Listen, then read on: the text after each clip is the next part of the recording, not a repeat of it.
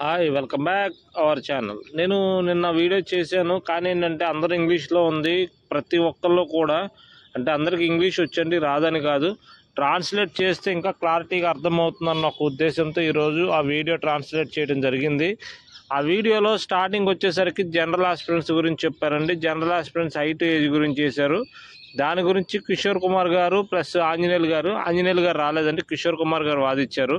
దీనికి సంబంధించి ఏంటి అంటే జనరల్ ఆస్పిరెంట్స్ చాలామంది కూడా హైట్ ఏజ్లో పోయారు. వీళ్ళు అంతకుముందు ఎస్ఐ అను కానిస్టేబుల్ దగ్గర 4-5 రిక్రూట్మెంట్లో క్వాలిఫై అయినా సరే ఈ రిక్రూట్మెంట్లో సెన్సార్ పెట్టడం వల్ల పోయింది అని చెప్పి అడగడం జరిగింది. అడిగితే అదేం ప్రాబ్లం ఏం కాదు, తర్వాత చూద్దాం, ఇబ్బంది ఏం లేదని చెప్పి జడ్జి గారు చెప్పారు.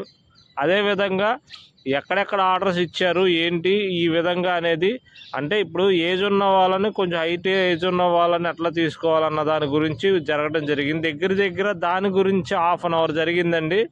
అంటే అన్ని మన ఇండియాలో ఉన్నటువంటి జడ్జిమెంట్లు అన్నీ కూడా ఏ విధంగా ఇవ్వచ్చు లేదంటే ఏ విధంగా ఇవ్వకూడదు అన్నది గవర్నమెంట్ తరఫున జీపీ మేడం గారు ప్లస్ ఆస్పిరెంట్స్ తరఫున లాయర్ గారు కూడా గట్టిగానే వాదించారండి. వాదించడంతో వీళ్ళకి సంబంధించి ఏదైనా సరే ఇండియాలో జరిగినటువంటి ఆర్డర్స్ ఏదైనా ఉంటే నాకు సబ్మిట్ చేయండి అని చెప్పారు. దాంతోపాటుగానే హోంగార్డ్స్లో ఇప్పుడు జీపీ మేడం గారు చెప్పారండి, వీళ్ళకి సంబంధించి హోంగార్డ్స్కి సంబంధించి క్వాలిఫై అయిన వాళ్ళు ఉన్నారు, క్వాలిఫై అవ్వని వాళ్ళు ఉన్నారు, ఇద్దరు ఉన్నారు. అందువల్ల మాకు చాలా ఇబ్బందిగా ఉంది. వీళ్ళు క్వాలిఫై అయిన వాళ్ళని ఎందుకు తీసుకోలేదు ఏంటి అని అంటే, క్వాలిఫై అయిన వాళ్ళు ప్రిలిమినరీ క్వాలిఫై అవ్వలేదు కాబట్టి మేము తీసుకోలేదు. ఆ ప్రిలిమినరీ క్వాలిఫై అవ్వలేదు సార్, దానివల్ల మేము పోలీస్ బోర్డుకు సంబంధించి కొన్ని రూల్స్ ఉంటాయి, ఆ రూల్స్కి సంబంధించి మేము పక్కన పెట్టడం జరిగిందని చెప్పడం జరిగింది. అదేవిధంగా మేడం గారే చెప్పడం జరిగింది, సుబ్బారెడ్డి గారు ఇచ్చిన ఆర్డర్లో 6 పాయింట్లో పోలీస్ రూల్స్ సవరణ జరిగింది అని. అది ఎలా ఏంటి అనేది లాస్ట్గా ఫైనల్గా జడ్జి గారి యొక్క నిర్ణయాన్ని బట్టి ఉంటుంది. అది కాకోకుండా జడ్జి గారు కొన్ని క్వశ్చన్స్ అయితే ఇంపార్టెంట్ క్వశ్చన్స్ అడగడం జరిగిందండి. ఇప్పుడు మెయిన్గా పోలీస్ రంగానే ఫిజికల్ ఫిట్నెస్ ఉండాలి, మినిమం మార్క్స్ అనేది ఉండాలి. ఫిజికల్ ఫిట్నెస్ అనేది లేకపోతే ఏ విధంగా రేపు పొద్దున డ్యూటీ అనేది చేయగలరు. డ్యూటీ అనేది ఇప్పుడు పోలీస్ అయినా సరే కంపల్సరీ ఫిజికల్ ఫిట్నెస్సే కదా కావాల్సింది, వాళ్ళకి ఏజ్ ఉంటే ఇబ్బంది కదా అని చెప్పి చెప్పడం జరిగింది. అదేవిధంగా నాలెడ్జ్ అనేది ఉండాలి కదా, మినిమం మార్క్స్ అనేది ఉండాలి కాబట్టి దాన్ని బట్టి ఎట్లాగా వాళ్ళకి నాలెడ్జ్ లేకుండా తీసుకుంటారు అని చెప్పి అడగడం జరిగిందండి. దానికి ఆన్సర్గా మన సేనా కుమార్ గారు చెప్పడం జరిగింది, సార్ వీళ్ళు ఆల్రెడీ 30 సంవత్సరాల నుంచి 30-40 సంవత్సరాల నుంచి వీళ్ళు వర్క్ చేయడం జరిగింది అనగానే, అంటే గబక్కన స్పీడ్లో అనేసారండి. ఆ మాట అనగానే జడ్జి గారు ఉండి 30-40 సంవత్సరాలు ఏ విధంగా సేనా వచ్చేది, అది కరెక్ట్ కాదు కదా, వీళ్ళకి ఉన్నదే 32-34 కదంటే, లేదు సార్ 15 నుంచి 20 ఇయర్స్ 18 ఇయర్స్ వరకు ఉన్నారు సార్ దీంట్లో అని చెప్పి కరెక్షన్ చేసుకోవడం జరిగింది. ప్రతి ఒక్కటి పాయింట్ టు పాయింట్ జడ్జి గారు అడగడం జరుగుతుందండి. ఏది కూడా ఎవరికి కూడా న్యాయం అనేది జాగ్రత్తగా జరగాలి, ప్రతి ఒక్కరికి ఎవరికి అన్యాయం జరగకూడదన్న ముఖ్య ఉద్దేశంతో జడ్జి గారు ప్రతి ఒక్కటి అడగడం జరిగింది.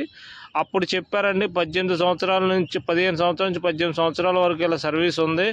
వీళ్ళకి ఆల్రెడీ అక్కడ అంటే ఓన్ డిపార్ట్మెంటే సార్ ఇది, వీళ్ళు వేరే డిపార్ట్మెంట్ కాదు, ఓన్ డిపార్ట్మెంటే. 15-18 సంవత్సరాలు చేస్తున్నారు కాబట్టి వీళ్ళకి నాలెడ్జ్ అనేది ఫుల్గా ఉంటుంది. వీళ్ళు కోర్టులో చేస్తున్నారు, లాండ్ ఆర్డర్ చేస్తున్నారు, ట్రాఫిక్ చేస్తున్నారు, ప్రతి డిపార్ట్మెంట్లో కూడా వీళ్ళకి పట్టుంది కాబట్టి వీళ్ళకి ఇవ్వడంలో తప్పు లేదు సార్. ఎందుకనంటే వీళ్ళు అక్కడ ఆల్రెడీ సర్వీస్లో ఉన్నవాళ్ళు కాబట్టి అనగానే జడ్జి గారు ఉండి ఓకే అయితే దీనికి సంబంధించి ఎక్కడైనా సరే మన ఇండియాలో ఎక్కడైనా సరే ఆర్డర్స్ అనేది ఉంటే నాకు రెఫర్ చేయండి అని చెప్పి చాలా వరకు ఆర్డర్స్ అనేది రెఫర్ చేయడం చూశారండి. ఎందుకనంటే ఈ విధంగా ఇవ్వచ్చు అన్నది స్టేట్లో సుప్రీంకోర్టు అయినా లేదంటే వేరే హైకోర్టులు అయినా సరే ఎక్కడైనా సరే అవి జరిగి ఉంటే వాటిని రెఫరెన్స్గా తీసుకొని ఇవ్వటం జరుగుతుందండి. అదేవిధంగా హోంగార్డ్స్లో కూడా ఈవెంట్స్ క్వాలిఫై అయిన వాళ్ళకు సంబంధించి కొన్ని రెఫరెన్స్లు సుబ్బారెడ్డి గారు ఇవ్వటం జరిగింది. ఆ రెఫరెన్స్లు కూడా చూడటం జరిగింది. ఇప్పుడు ఫైనల్గా రేపు మంగళవారం అనేది నేను ఫైనల్ జడ్జిమెంట్ ఇస్తాను, దానికి సంబంధించిన ఆర్డర్ కాపీలన్నీ ఇవ్వండి, నాకు కొంచెం వాటిని బట్టి చూసి నేను జడ్జిమెంట్ అనేది పాస్ చేస్తాను. అసలు ఎవరికి పాజిటివ్ ఎవరికి నెగిటివ్ అన్నది ప్రతి ఒక్కళ్ళు కూడా గుర్తుపెట్టుకోండి. ఇక్కడ అన్నీ కూడా జరిగింది మెయిన్ కీ పాయింట్స్ మాత్రమే.